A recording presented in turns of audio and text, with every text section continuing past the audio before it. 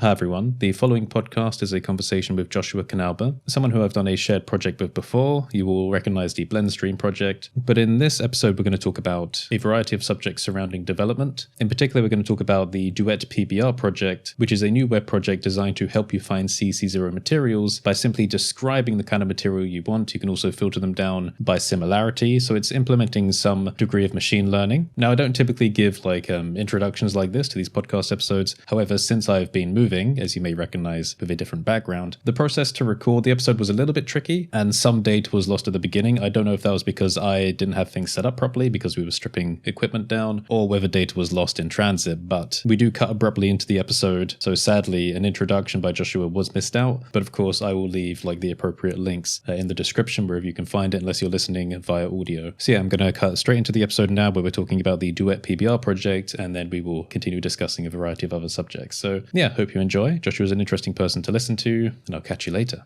And the idea for right now, at least, is basically that we are building a search engine for PBR materials. So there's a lot of very good sources for CC0 textures out there, but they're all kind of in different places and they all have their kind of set of things they do. So we just wanted to compile those in one place and have a hopefully very good search on top of that. And yeah, as you go into the machine learning stuff, I'm not just saying machine learning instead of AI. Yeah. That's kind of how it originally started. Like the whole idea of like generative art and the tech behind it is like it's very cool tech, but I think it's used in ways that aren't very useful for the artists involved.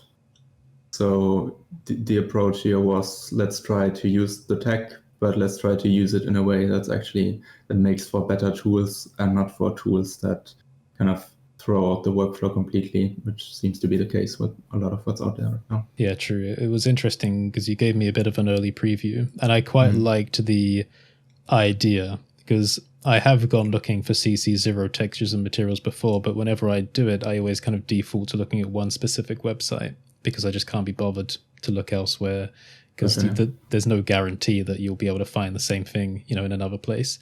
So I like the idea of the website because it kind of removes that element from it. So you don't necessarily need to worry about, going through that mental hurdle of navigating to different sites and then searching for the same thing over and over again. Yeah. And I really appreciate the actual kind of the learning part of it, which is the being able to identify similar materials. Can you explain a bit about that implementation, generally how it works under the hood? So it's using the OpenAI clip model, which basically what it does is taking images or text and kind of compressing them into the same numerical representation.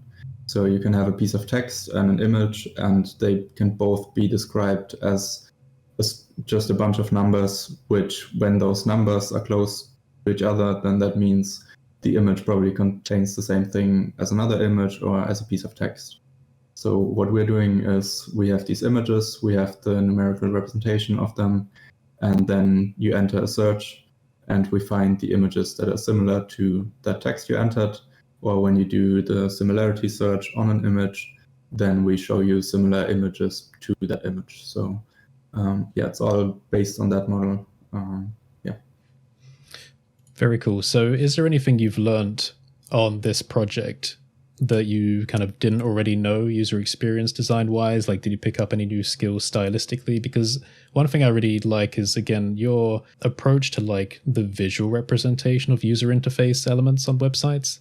I don't know where you picked up that skill, that development. Is it CSS? Is it other stuff? But you've always had this really cool, stylistic take on kind of user design. So was there anything you experimented with new on this project in that regard? Or was it just kind of using old skills, but adding this new machine learning element to it? There's definitely a lot of new stuff on every project in some way. But the design aspect is very similar to how you would. Actually, I find the more different processes I go through that are kind of creative, it's always kind of the same process. like whether it's creating like a 3D artwork or designing a website or even programming the website.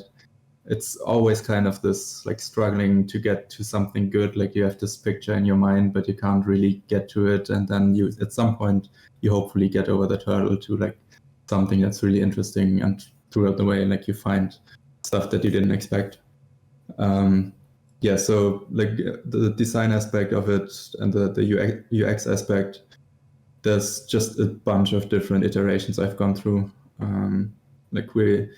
Because you have these two like vectors, basically, you can actually scale them up and down, and then you can add certain amounts of one vector onto another. So that's like a whole different workflow, basically, where you could say, like, I have this image and I want to add this much of this other image to it. So that's a whole another branch I went down before deciding on this like one button for searching for similar things, which also I think came up like when we talked about it. So there's just a bunch of different versions and you really just have to try them out. And then in terms of like learning about this stuff, it's kind of interesting how complex you can, like how overly complex you can start with something and then how simple you can get it. So in our case, like we had a bunch of different like aspects to this whole project, which all had to come together in this one front end. And basically you get one search bar, and when you type something in there, you have no idea what happens behind the scenes. But that behind the scenes stuff, you can either make it really complex or you can simplify it down more, and you kind of have to go with the complex version before you know enough about it to simplify it down. So that's something that also, like, it happens a lot. When you look at it afterwards, it's always, why did I do that? But yeah, you have to do it, I guess. Yeah, I have this policy called creativity over efficiency, and it's something that like keeps popping up like whenever I do tutorials, because like a lot of the time during tutorials it's just like improvising stuff to get a result, and when I do that I'm largely like keeping things open and exposed because I don't know if I'm going to like go back around or try something a bit different or be creative. And then you get to an end result and it's all fine, but then you get like, you know, like 100 comments over time saying like, oh, why didn't you do it this way? Why didn't you do it this way? But I just feel like it's part of that, you know, in that exploration to reach the end result.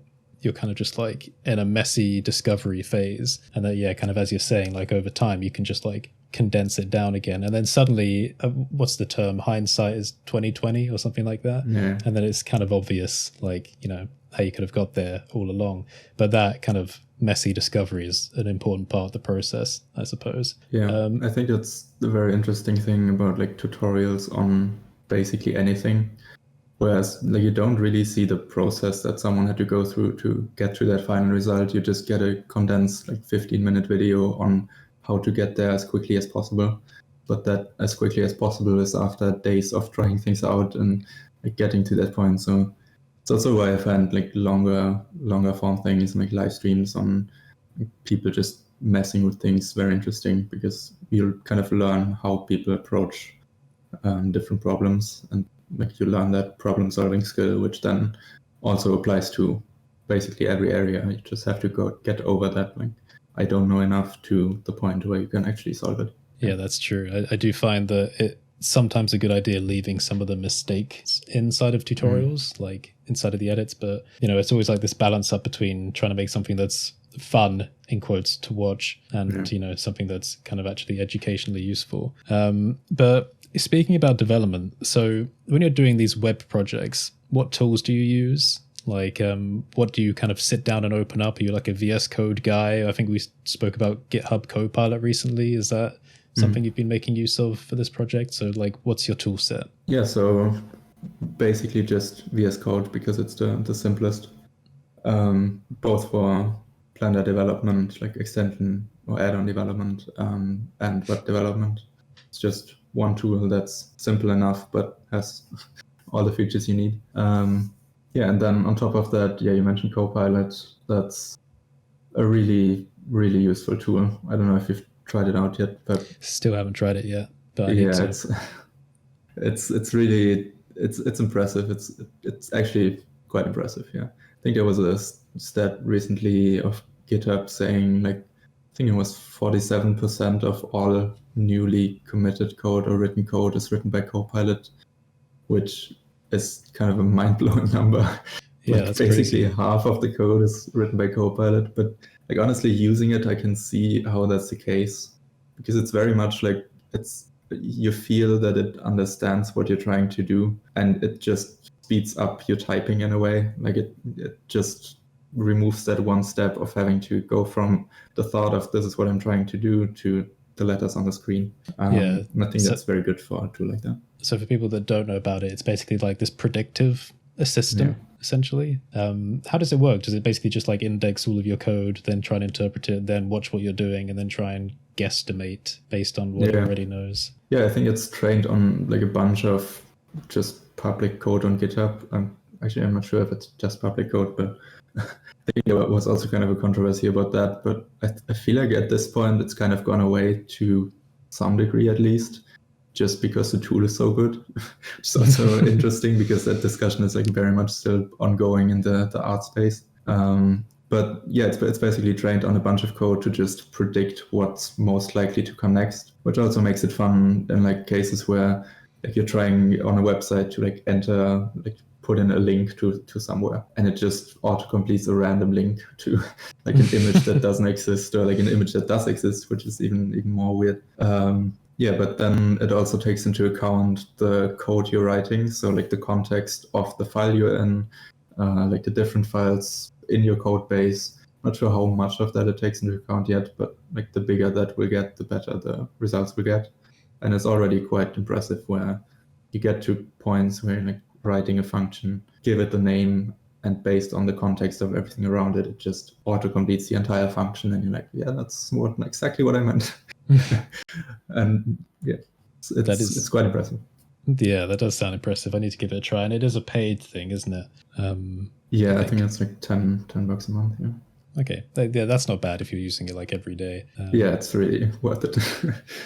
Yeah, speaking about like the controversy, I think there's like, a contextual difference between like the art side of things, copyright wise, and text, because I think it's very difficult to identify specifically like, text styles. With code, even harder because it's so objective. But if it's like, you can tell when an AI is making something in the style of Edgar Allan Poe, I suppose. Sure.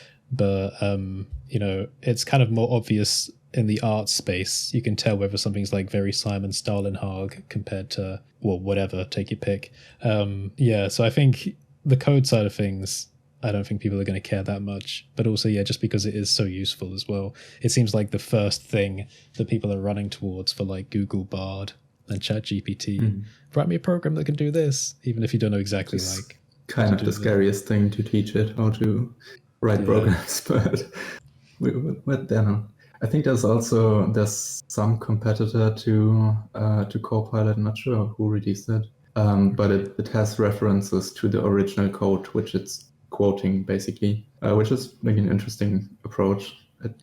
I'm guessing it requires changes to the model, like how you actually approach the model, or training the model. But I'm not sure if it's that useful in a lot of cases, because like whether I copy a piece of code from Stack Overflow or I press tab in my editor, like I don't really care at most, like in most cases at least. But yeah, as you said, it's very different for art because you can tell visually. Yeah, I think it's interesting because did you watch Google's conference thing recently where they were showing off their new AI tools? I think it was interesting because in that they did put a bit of an emphasis into like showing sources for things, which is something that we haven't really seen with ChatGPT. So yeah, I think it's interesting. Some companies kind of like maybe going a little bit further and trying to say, hey, look, we're aware of like, copyrighty stuff. Yeah, it's going to be weird to see where it goes. And there's also been like the CEO of OpenAI is just like being heard at, I don't know if it's the Senate. See, I don't know much about US politics, but Congress, Congress, there we go. The hearing about that. I don't know. But then I stop and think, okay, well, if there are suddenly like copyright rules put in place that are retroactive in the way of, okay, you're using artistic content and now we've decided that's not possible. There's already like, millions of AI art generated things being used, like, in so many different industries. Like, is it too late now to go back and like retroactively fix things, or like I think it's going to be like a very messy legal area because it just happens so quickly. Yeah, I find it very interesting with music. Like, I'm not sure how much you're paying attention to that part.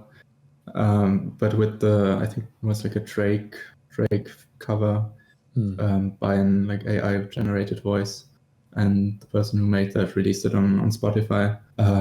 And like all the labels immediately like came down on like yeah, I bet. Just took that out of existence.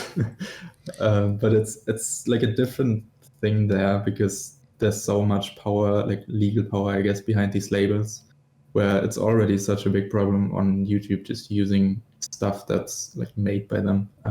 But like there's already no good solution for that. So if people can just train like an AI to generate someone's voice and then just basically have an AI feature of someone on their track, like who's going to protect that? Well, the labels, and they're just strong enough to actually do that, to enforce that. And that's just not the case with like artwork, where there's like one individual who has like a very recognizable style. There's just not enough power behind them to do that. I guess like if you're replicating Disney style, maybe, but even then, like why would Disney care? They have such a strong like presence. So yeah, true. It's interesting that like not all art forms are created equal. Like we put a lot more weight into music than other things. Yeah, it kind of just goes back to like Napster and all of that. Like the music industry has always been this like super inflammatory place, you know, for like copyright usage and all of that. YouTube, I think, was trying to do something, or is trying to do something interesting, where they're going to try and let labels integrate with their audio library in the way that YouTubers might be able to buy licenses for specific videos to actually use like popular music. I don't know if that's something they're going through with, but I think that's kind of interesting because it's like trying to find a middle ground. But about the AI generated stuff, I've got a friend that's been showing me some stuff recently, and it's like there are these communities where people have like already created like these synthesis models for like all of the popular musicians, and they're just so easy to download and use that it's a bit concerning. But yeah, again, like if there are going to be copyright laws coming along for AI generated stuff, especially if they're retroactive, then it's going to be music more than anything else, kind of as you're saying, because like that's where the power is. And I think Grimes recently put something out on Twitter saying that if anyone used her voice for a song AI generated, then she would be up for splitting royalties. But that's because apparently she's not beholden to a label. So and she actually she released the model for it as well. So like she's actually trying to get people to do it as an experiment, I guess. That's interesting. Yeah.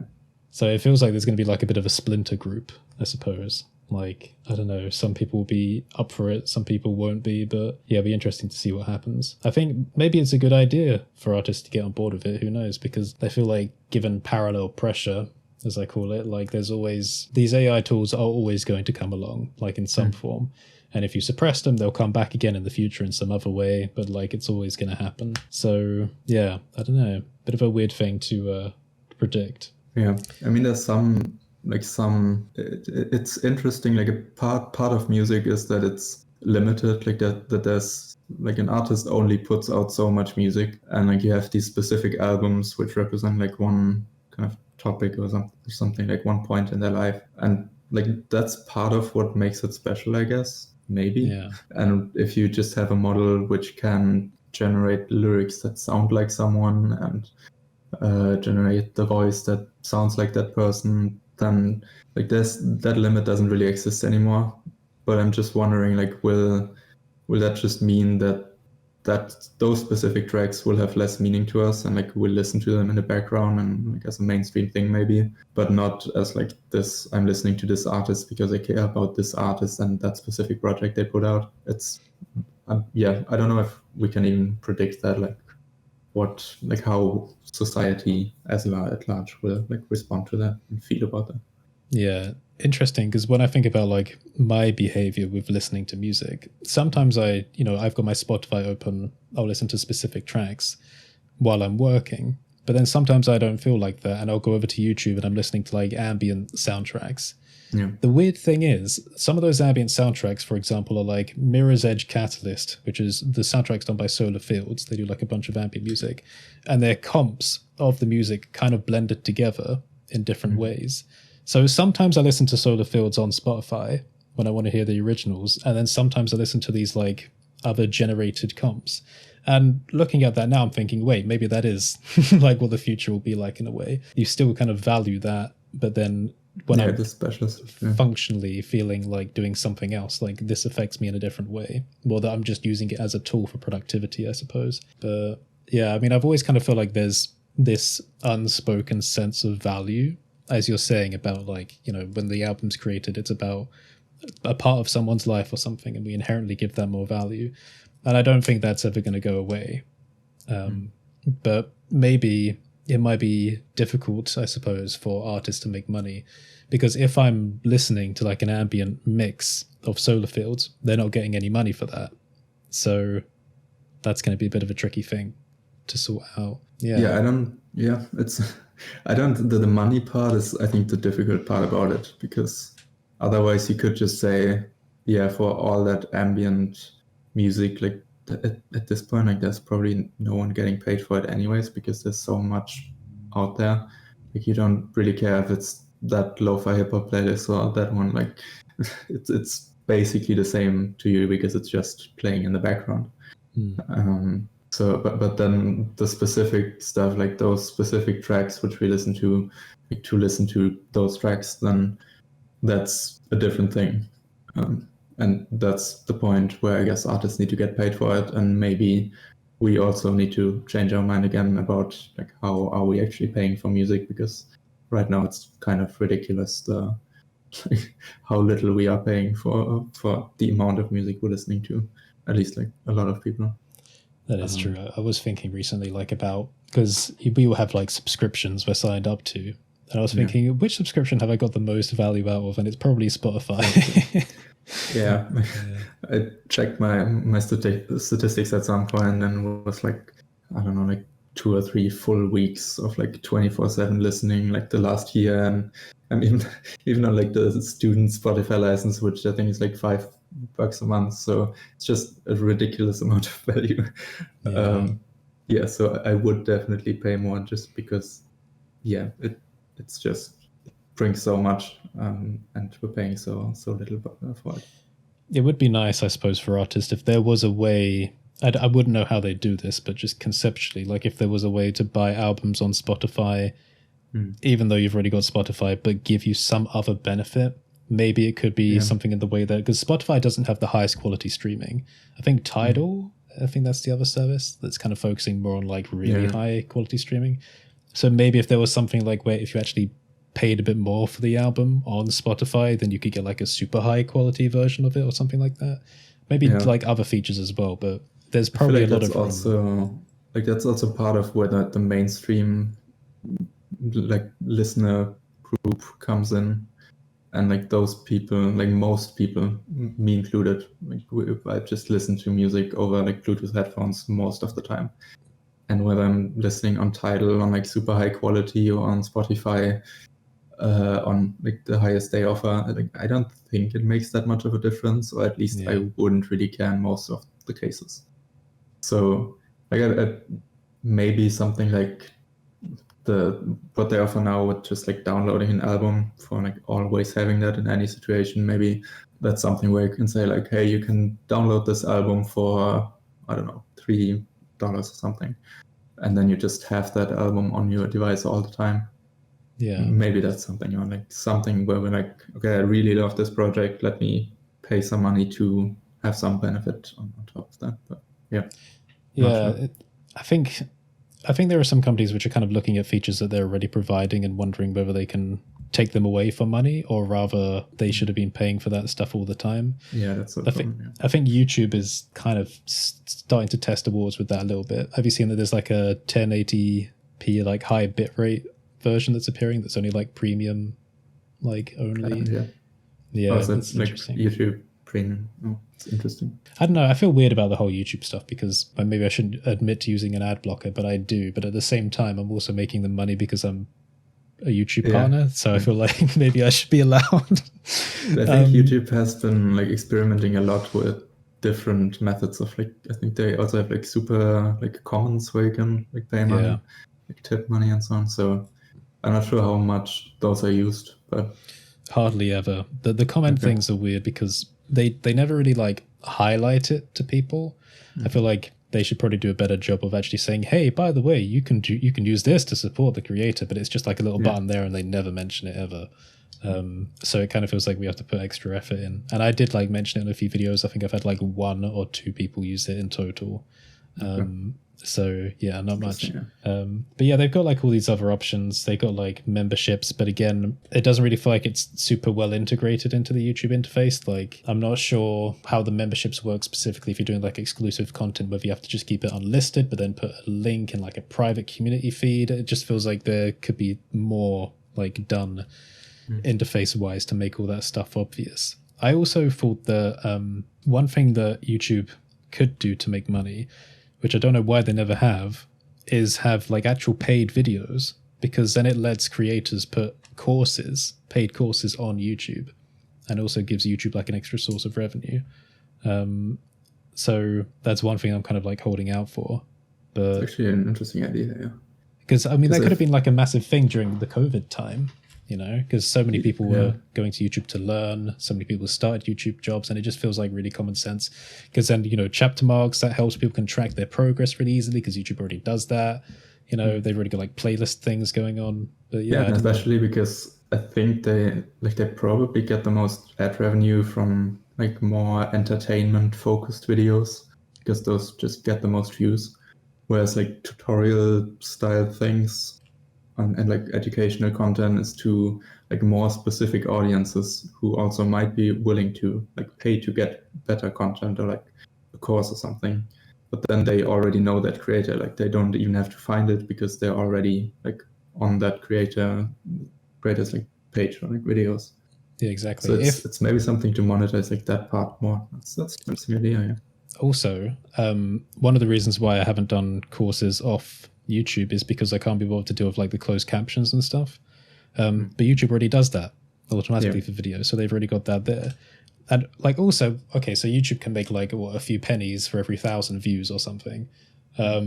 Or you could get like 80 quid for every person that watches a video. It's just so, I don't know. Yeah, that's just like a common sense thing, I guess, that I just don't know why they haven't done it. But I don't know, but I can complain about features that don't exist all day. But yeah, maybe they just have too many different like focuses to like things to figure out. I don't know. It's a big platform. They've been working on shorts mostly. Oh yeah, true. Yeah. And monetizing those, which I guess isn't the worst thing. But then again, I'm not really a big fan of shorts.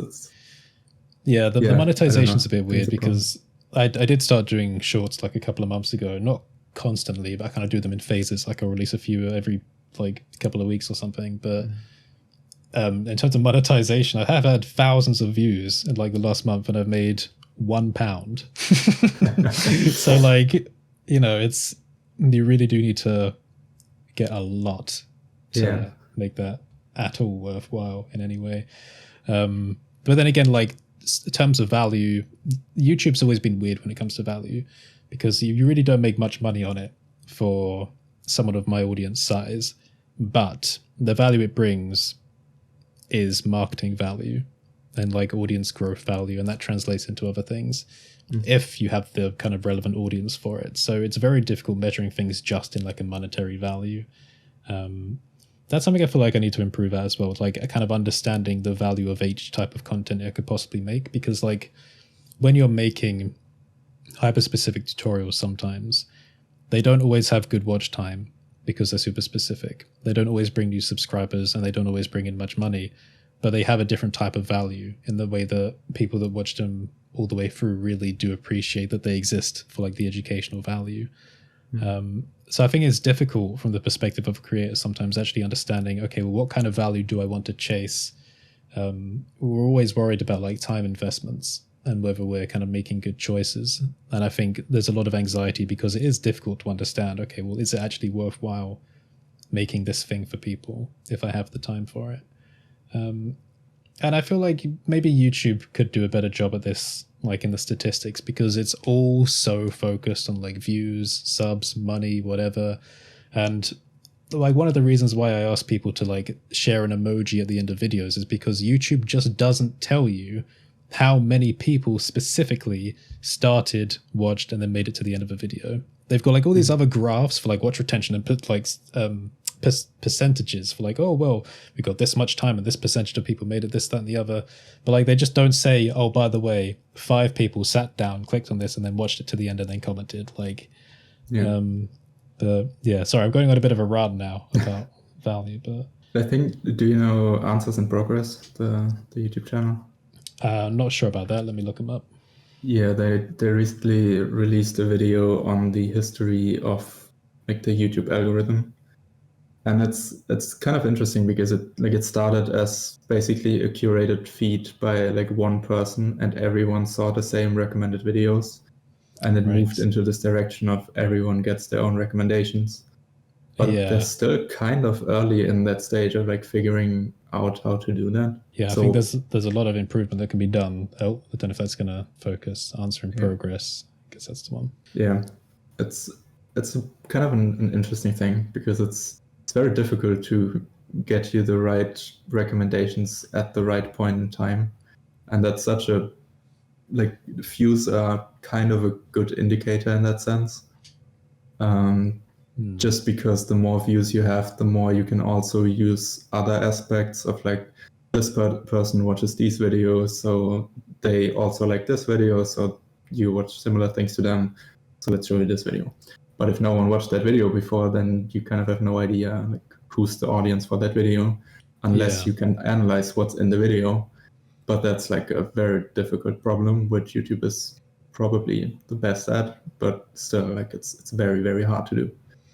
It's interesting because it felt like for us that the metrics they use to determine whether something could or should be recommended changed over time. It does feel like every year the behavior changes. And like, but one thing that's kind of consistent is that click-through rate and watch time are like 2 of the most important factors. So if you can keep someone on the platform by keeping them clicking through to your videos or to other people's videos, that's a good thing. Like they'll say, okay, well, we have a story here. This video led people to stay on the platform. Therefore, this video is good, you know. But again, especially for watch time, if it feels a little bit weak, I suppose, if it doesn't necessarily consider the type of video, because some watch time is not equal, should we say. Like 30 seconds on one video does not equal 30 seconds on another video, depending on the type of video. So like 2 people's experiences could be very different. So like, like as you're saying, it feels like actually having an understanding of what the video is would be like, you know, a good consideration. And they probably do this to some degree, which I don't know about. But again, with the AI stuff going on, maybe that's going to become more complex in the future. Absolutely, yeah. It's just videos are very difficult because there's so much data in them. You need to understand what's visually going on, and then the audio as well. Like it's just a lot of stuff to analyze, and they're actually pretty good at it. But still, like it's very hard to do, especially at the scale that YouTube is operating at. Like the amount of content being uploaded and analyzing that in like a reasonable amount of time, and then bringing that to the right people is, it's a hard problem. I don't know how they fund the platform, to be honest, because when you do think about like the amount of video data being streamed, like I don't know the numbers, but that's kind of intense, especially like, you know, up to 4K. And I think I saw an 8K video recently. It was weird. It was the first one I've ever seen. It buffered all right, but the playback was out of sync because like the actual displaying it to the screen, like it was out of sync with the audio. And I was like, okay, that's really interesting. Like that's so, but giving all that data over the internet is kind of mad. So I understand if they restrict that to premium accounts more in the future. Like that makes sense. Yeah, and I feel like especially as they're getting more into streaming as well, it's like from what I know, like streaming is like a lot more data intensive than just like static videos. I guess they're doing more of that as well, the data requirements, and then also like recommendations based on that maybe, which I guess even Twitch hasn't figured out yet. Yeah, the streams were interesting difficult. because actually a few years ago it felt like streams, you would do them and then they'd just die because they wouldn't be considered for recommendations. They're just old news, basically. Yeah. But from speaking to some other friends, streams have started to be recommended a lot more. Like, so it kind of feels like YouTube started considering them as actual content more recently, which is interesting. So I might try streaming a bit more and doing a few tests with that. But it kind of feels like you're always just like in this game of trying to catch up with what the platform's doing. Like, because again, like in the past, I didn't feel like streams were viable, but now it's like, okay, well, if YouTube's actually seeing more value in them, then it makes more sense doing them more in the future.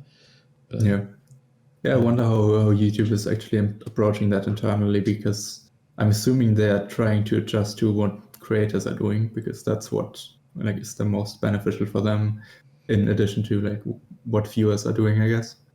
But then like creators are still adjusting to what YouTube is doing, which is kind of it's going back and forth, and someone is trying to catch up to someone. But it's not really working out for now, at least. Exactly, yeah. And like considering time investments and stuff, like my income has definitely gone down, even though views have stayed relatively the same. By like, it's down to like a third of what it used to be, I'd say. So it's quite like a significant drop. So when you look at things like that, it's like, okay, well, maybe I should invest time in other things. So then because of that, the type of content changes. So it's kind of, again, what you're saying, like, it's this thing where they're both trying to like move around each other, but it's constantly changing because of all these other factors. There are just so many other features I think they could create that would be useful for people. Like, I kind of feel like maybe even YouTube would benefit from like some kind of post system. I mean, they've got like the community feed, maybe expanding that a bit, you know, just to like have more structured conversation with the users in a similar way to like I've got my Gumroad newsletter, which I use to keep people updated about things even off of Gumroad sometimes. I just feel like there's so much on YouTube that could be fleshed out. I mean, even the comment feed, I remember watching a video Mr. Beast was saying like one of his least favorite features was the comment feed, because you know Reddit, right? You use Reddit. So the comment feed in Reddit's pretty good. Okay, well, maybe not the content, but in the way that the thing that's always at the top is like the most popular thing, just like by the nature of it, I suppose. And it's always like a relatively good comment, like a well-crafted comment. But on YouTube, you scroll down and like the first few things are like spam on like the most popular videos. They're like just copy-pasted comments from other videos. It's just like not high quality at all. It doesn't feel like the most popular or the most well-crafted comment gets to the top.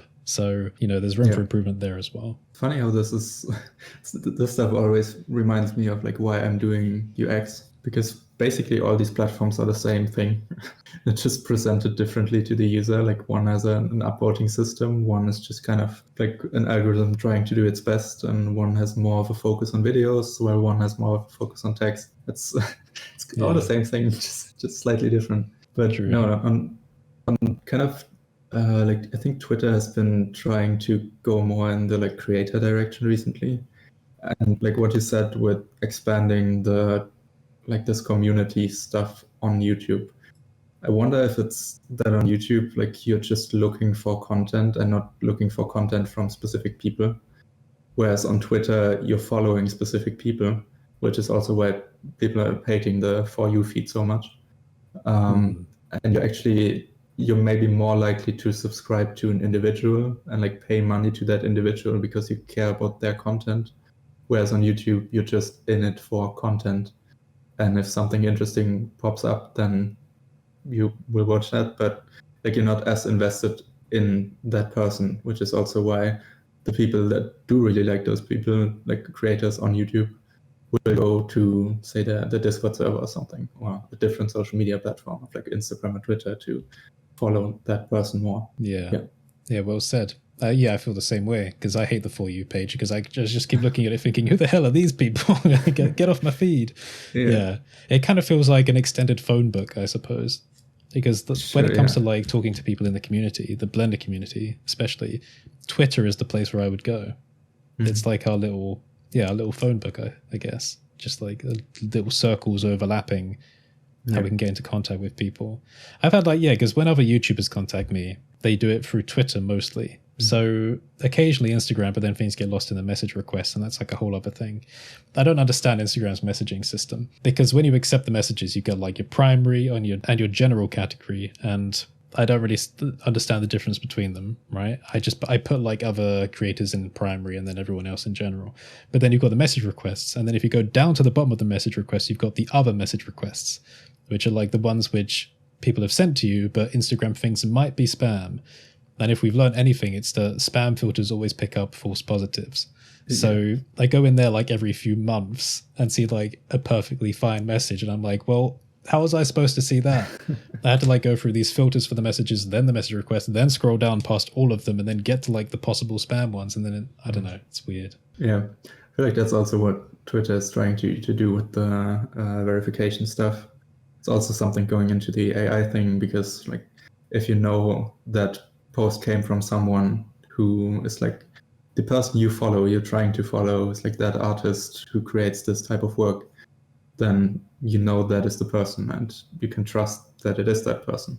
So if they can actually figure out the verification stuff, which I think they're trying, then like a lot of those problems will be resolved to some degree, because the message thing, even the For You tab, where like you want more than just the people you follow, but in like specific aspects. So I think they have the lists as well, which might be a good approach of like creating sub-communities, which is just not just the people you follow, but kind of expanded for like your different interests. You know, like this kind of For You page, but you curate what should go in there. So maybe they're on a good track. For sure. I think the list system's quite powerful. I never really use it just because it's not like immediately right there. Like, you know, so yeah, I think you're right. There should be like a clearer way to curate the For You page a bit more in terms of interest. They'll probably get there, I think, because they'll probably come to the conclusion that if there's some curation and direction, then people will spend more time on it. I mean, that's exactly what the Reddit feed is on the mobile app. When you're going through your thing, it's just you've curated that For You feed based on your communities. So yeah, I mean, it kind of makes sense that they'll go in a direction a bit like that, I suppose. So if we can scroll back a little bit, talking a bit about Blender again, where did you get started with Blender? Like, when roughly did you pick it up? Like, what year? Like, what was your first introduction to the software? Do you remember? I actually don't remember the year. I feel like I probably have a project from back then somewhere, and I can find it again. I feel like around maybe 2.6, 2.7-ish. Yeah, that should be. Yeah, it was definitely after 2.5, because I think there was also like a big version, right?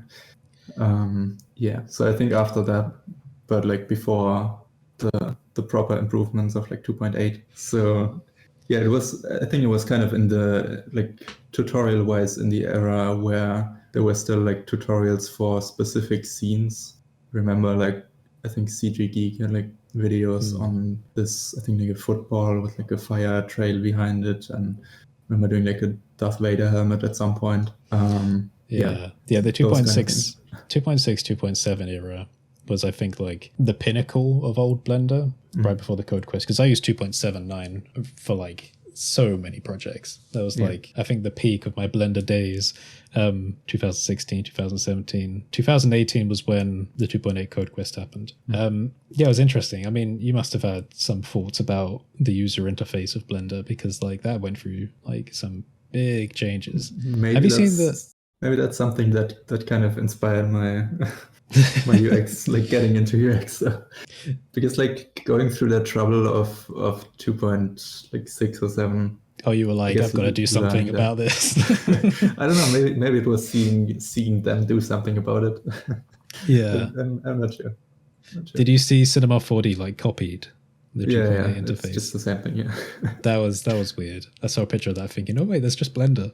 Wow, crazy. I find it interesting that people are so like complaining about the Blender interface so much, or at least maybe the shortcut system and that kind of thing. But it's very impressive. Like now that I actually know more about like the kind of how you approach this stuff, it's quite impressive. Like especially like one of the main aspects you always try to achieve is consistency, like across both like the visual design, but mainly about like how you interact with stuff. And they've done a really, really good job of that. Like the fact that you can just grab stuff everywhere, like it's the same shortcut in every editor. You can just scale stuff down. Like I'm using Figma for UI design. And like it happens so often that I wish, like, okay, if I just had that one Blender shortcut which just worked everywhere, and just please give me this to like scale down this thing, or like do this right here. And then it happens quite a lot that I'm in different software and think like, okay, Blender's already solved this. please get this figured out. So they've done a pretty good job. They definitely still got a way to go to like make it easier to get started with for beginners, but it's just a difficult piece of software. Like it's a difficult thing to create a 3D scene from nothing. So yeah, it's a difficult UI problem in that sense too. True. I do feel like we're a bit spoiled. So this is actually one of the reasons why I like Premiere over DaVinci. I don't know if you've like played around with editing software much. Like DaVinci a bit, yeah. So DaVinci's interface is more limited in what you can do with it. Like DaVinci's got like a lot of good things going for it, but I really like Premiere because it is pretty much a subdivided interface again, a bit like Blender. You know, you can move things around exactly where you want them, split them up, undock them, like kind of do whatever you want to lay it out how you like. And that's why I really like it. It's kind of minimal in that way. It's good. You can kind of design your own workflows visually like that. You can't really do that so much with DaVinci. Then again, you can't really do that so much with Godot, the game engine, but you can do it more with Unity. So it's like there are these consistencies between the softwares I like, Premiere, Unity, Blender, like in terms of user interface design, you know, being able to like kind of move and split things exactly how you like. So I do think we're quite spoiled with that. It's like a really good way of, I guess, presenting all these different editor types on the screen. But there is work to be done. Very, very complex software. Like that's something that I think is useful about like doing development, like add-on development inside a software like this. Because you just get to know so much stuff. Like seeing people build add-ons from like with like experience in Blender, but like no experience in Python. Like they just find like even things like the fact that there are active objects or like one active object and selected objects, like people just don't know that. Like they click on objects and that like they're selected now, but no, there's selected objects and there's one active object. Just like very obvious to you if you've ever used like bpy.context.object. But if you just use Blender and you just see orange outlines around stuff, then you might not notice the small detail that one is like a darker shade of orange. True. Yeah, there's a lot of like little quirks you pick up on when playing with the API. It's like the deeper you get into software. I've had a bit of trouble recently with modular workspaces, the add-on, because like we're still trying to figure it out. Someone has a good solution that they've sent me, but like using a toggle button to open and close editors on different sides of the 3D view, and a lot of the times it works, but sometimes it doesn't because there's like, you know, weird context issues, so it just ends up closing a bunch of other random editors before it does exactly what you want. It's like, okay, that was a bit weird, but it's because, you know, like the API isn't always good, I suppose, for like giving you access to those things. I mean, you've used ops a lot, right? You know, like the return values aren't always great. Like if you're trying to modify something, you just returns a string that says finished rather than actually like giving you the object back and stuff like that. So you kind of have to work around it. But I guess there's work that could be done to improve that still. But overall, it's really interesting to work with. And it's also like it's quite impressive how fast Blender is moving, even though it's like comparatively such a small team. But they're just really focused on doing things that actually improve the software. And I guess like it would be useful to a lot of people if they improve the API. But then again, like if they build, I don't know, a real-time compositor, that's much more useful to a lot more people. So that's what they're focusing on. And that's something that like the bigger the software team gets, not just the software, like it's more difficult to do the right thing because there's so many different things you could do. You need to decide what's the most important, and Blender is kind of forced in that way to pick the things that actually matter, which of course leads to people complaining, but generally leads to people like being happy with the changes that are being made. So yeah, true. I did a video about Unity recently. I think that was released a couple of days ago from now, and it was talking about how there are so many layoffs and how they've been like canceling sample projects. There was a really big one called Gigaya that they were going to be coming out with. There was like a 3D platformer example, and it was like this highly anticipated thing that they showed at like conferences and stuff. But like when kind of listening to other people, other like power users of Unity, it's kind of abundantly clear that none of them really felt like Unity was ever moving in a direction that was good for them. And I said that there are kind of two core principles I think that software development companies should keep in mind. One is actually using your tools to build something real, so like from start to finish. Because if you're just like testing tools in isolation, you're not really seeing how they connect to other tools necessarily, and that's always where the problems occur. Like, so if you're developing a game engine, you should try and make a game from start to finish, because if you're just isolating your little tests, then you're not really learning anything. And then the other thing is paying attention to power users in the community to see how they're using the tools. I feel like Blender has the first section nailed down, and the second section as well, like to a good degree. Maybe not like as good as it could be, but they have the Blender Studio. So they have the internal team where they're actually trying to make animated shorts, you know. So I feel like that's good. That's probably why they're so in tune with what would be useful. But of course, there's still a lot of people that have a lot of ideas for Blender that they want to see made. Like, I know that there are so many people in the community that aren't happy with the progress of Blender, but that's just because Blender connects to so many fields and so many industries that it's not possible to do everything at once. I mean, we're already spoiled with the amount of stuff that does come with every update, because the updates come pretty quickly. Like, do you look through the update web page every time they release an update? Is that something you pay attention to? Sometimes, yeah. It's really nicely designed. I have to say, it looks very good. I think Pablo is doing that. It's very I'm well always done. impressed with that. But like when you look at that, you kind of get an idea for, wow, they are actually putting a lot of work into all of these things, and we really are spoiled. Because like for one of those updates, it would take another company, a massive company, like 3 years like to get there, you know, if they were putting the effort in. So I find it very interesting that it's still like the whole thing with Blender since I started using it was like, when will it be industry standard to use Blender?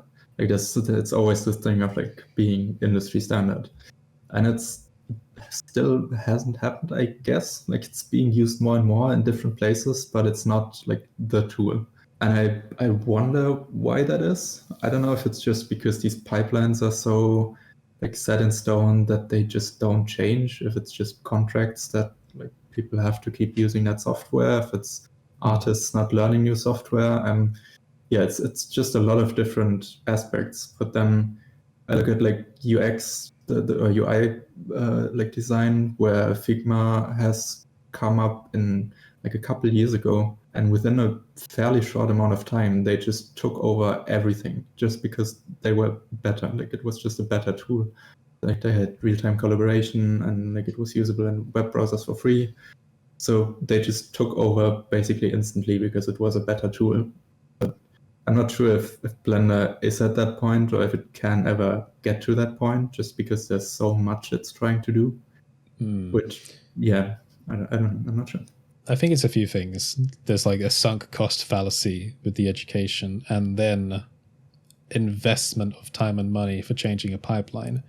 What I mean with the first thing is, like, I think Autodesk and other companies really got into the education space by providing educational licenses, and kind of like, I don't know, when an entire course is built around a specific software suite, it's going to be very, very difficult for people to break out of that because they invested so much time into learning the software, you know? It's kind of, it would be good to make people more aware that a lot of those skills are transferable. But when it comes to like industry spaces, companies, if you've already got a pre-established pipeline, changing any part of the pipeline requires changing or retraining everyone. Like, so if you've already got an established pipeline, that's a huge risk in terms of like investment of money and time, and without even knowing specifically whether the end results are going to be as good or like the same. So yeah, I mean, there's a lot of money in like the visual effects industry, kind of like relying on that. So it's very difficult to change systems like that, I suppose. But also I think that there are probably some very specific features in Blender that are missing, that are like these pivot points, these pivotal features that people rely on. For example, in Maya, I think there are a bunch more like rigging tools, especially that people just have such a reliance on for their workflows. I think I saw on Twitter someone saying something about like kind of mapping for like facial rigging, like having like proper maps and stuff. And this is stuff that I think that people have already done in add-ons, but again, that's probably like an educational thing, or it's like because it's an add-on, it's not necessarily as trustworthy. It's not something we can rely on, especially if like Blender's changing versions. So I think there's just a bunch of different factors, and it'll probably rely on people showing companies, hey, by the way, you can have confidence in swapping this part of the pipeline, and here's how you can do it, and here's how you can maybe retrain people. But that's just like, it's such a risk. And I think a lot of it is just this risk versus time versus money problem. So yeah. And you get to the same result with either software. So yeah, exactly. Why invest the money? Yeah. But I'm not sure if there's that point of like you can actually get to better results, because then the software would have to like change fundamentally what it's doing. Yeah. We also like there's so many different programs within the pipeline, which is also kind of a weird thing. It's like very unique, I feel like, to this like industry. There's so many like specific tools for like specific parts. Blender is trying to do a lot of them. Yeah, that's kind of a bit concerning with the whole AI stuff coming back in. Take a drink every time someone says AI. Woo. But no, what I mean is like when there are very specific softwares and people that specialize in those, especially for things like comp, I suppose, it's hard to tell which of those workflows are going to be made redundant in like a year's time by a new piece of tech.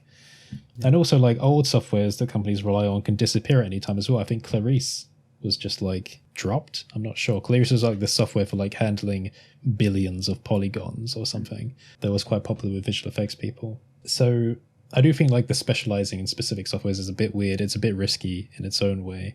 So being adaptive to new software, or to software that's also quite adaptive like Blender, is probably a good idea. But again, it just takes like actually showing people, oh, by the way, it's a good idea to try this out because it might help you in the future. But yeah. Yeah. Then again, like all of that is assuming we'll even stick with basically the workflow we have right now, just kind of iterating on it again and again and again, which we've been doing since triangles have been invented, I guess.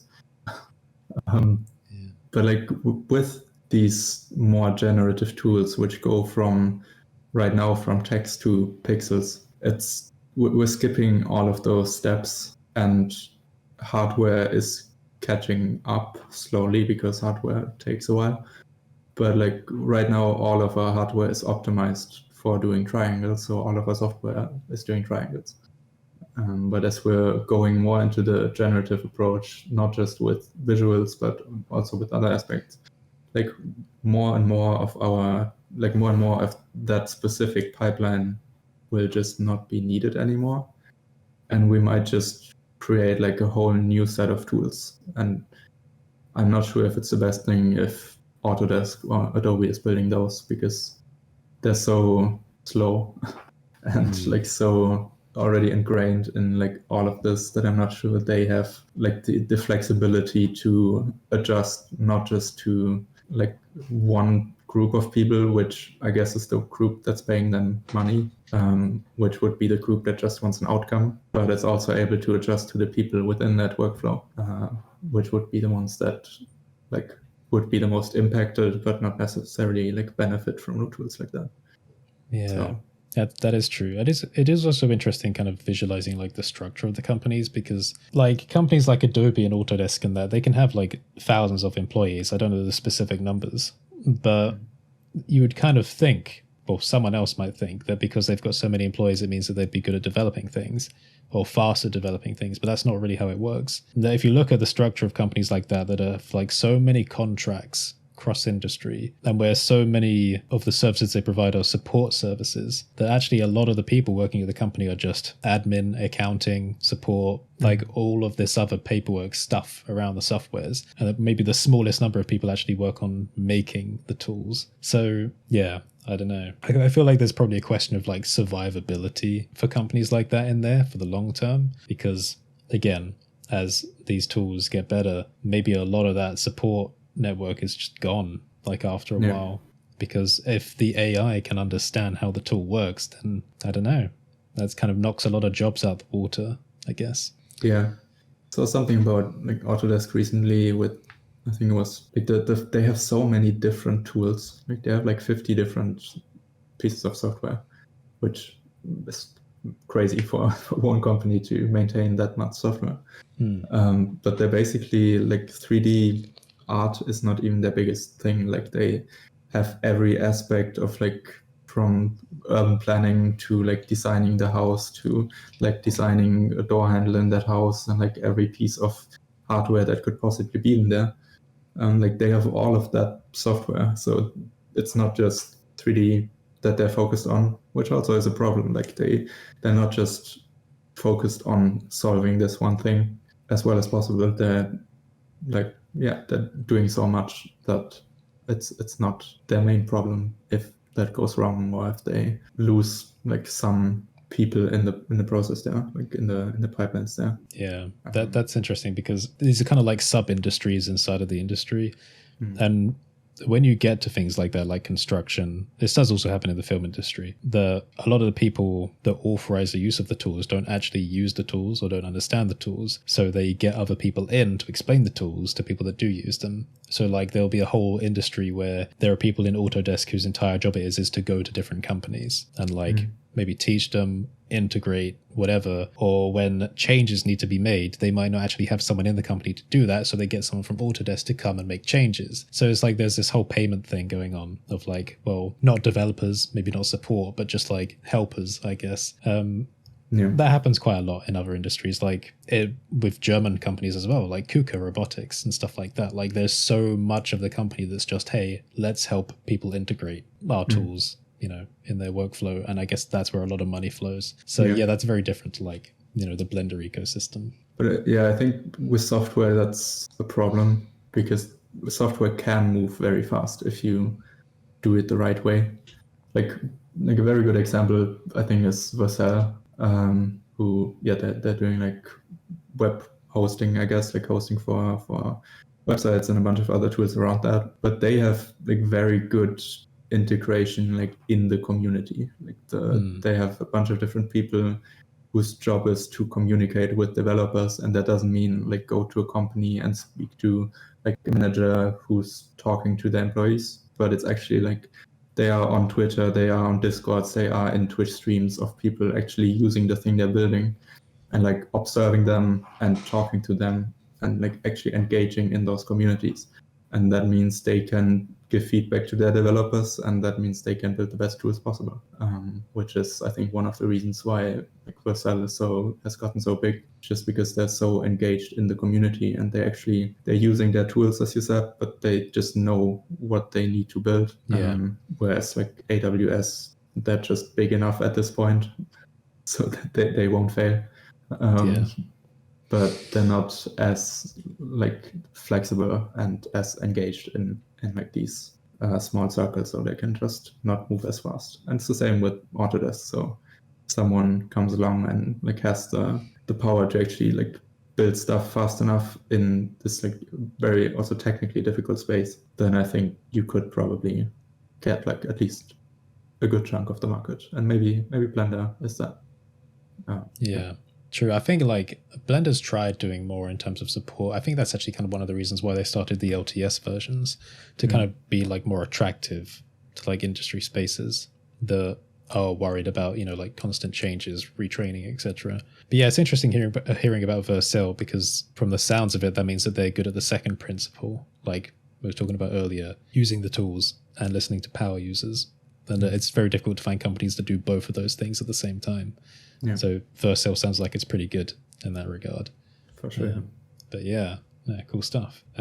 So I think we've been going for just over an hour, so we can start like closing things up a little bit. So you said that you don't really see your future necessarily being with like more Blender tools development. Is there anything else you still really want to make like for Blender? Are there any ideas rattling around your head you think, I kind of want to give that a try, like before moving on, or are you just kind of like seeing where things go? I think maybe not like with Blender specifically, but like in the realm of the Blender community, I guess. Yeah. So like that's one thing with like Duet PBR, where this like the search engine could be the first part of that, and it could expand into more tools, and that goes into like what I think AI based tools should be, and like trying to push that in a good direction. Yeah, I'm not sure. There's a lot of interesting things I could do. Like I'm not. I don't think I'll like build another add-on from scratch, just because that's a lot. Yeah. But yeah. Well, maybe now that you've got Serpents, you won't be building it from scratch. Yeah, it's been like a meme since the beginning of like, when will Serpents be built with Serpents? Yeah. And Nice. In theory, with the next version, you could, hopefully. Oh, exciting. If it gets there, but I think it's a bad idea to have your tool be dependent on your tool to work. If it breaks, then that's kind of cool, though. I don't know, break the universe. So, are you planning on going to the Blender conference again this year, or you can? I'm hoping to. I have some time conflicts, which might be a problem. I think they announced it's at the same date, right? Yeah, I think it's the same date. The last few days of like October, same venue again, Felix Meritus. Yeah, I'll definitely try to go be to there. this. Yeah, you'll be there again. Okay. Yeah, I'll be there again. Yeah, I've been trying to get to know like other people in the community, in the way that next time I go, I want to be able to say hi to more people. Okay, this sounds weird. I'm kind of having a competition with myself now. So last time when I met you there, I got like recognized by more people than I ever expected, and that was fun. But I also knew way more people than I did back in 2019 because of just doing the YouTube stuff. So next time I want to go, I want to know more people in the way that is kind of like a challenge. I want to try and be able to go there and just know everyone, because that's just kind of fun, which is weird for like an introvert, because like I don't really meet people. I just think it's really funny that there's this one place you go to where like, you know, it's like from 0 to 100. Yeah, it's a weird. The Blender conference is a weird thing, because it's such like it's a conference about a piece of software, like one piece of software. That's kind of a weird thing, but it's more about like the community around that software and the things we do, and we all do kind of very different things. Like people do art, people do programming, but it's still to some degree interesting to everyone who goes there. So it was very fun last time. So I'll try to make it again. Yeah. All right, sweet. So I think that's where we shall close it up. Where can people find you, by the way? Like, where can they follow you? Socials, website, etc. Yeah, I mean, Twitter is probably the best place, but I think I have the links on my website. So just my name, joshua.knauber.com. Yeah, that would be the place. Oh, by the way, I said your last name for the first time in a video recently. It was I think it's in my video about finishing projects. There we go. I said Knauber. I have to watch that. It's still good. The KN is apparently very difficult. Yeah. Oh, that's cool. All right. Well, thank you for coming along, Joshua. Thank you. Yeah. So, I mean, we'll chat in between, but yeah, if you do come to the conference, it'll be cool to see you again. So, yes, hopefully everyone found this interesting, and goodbye.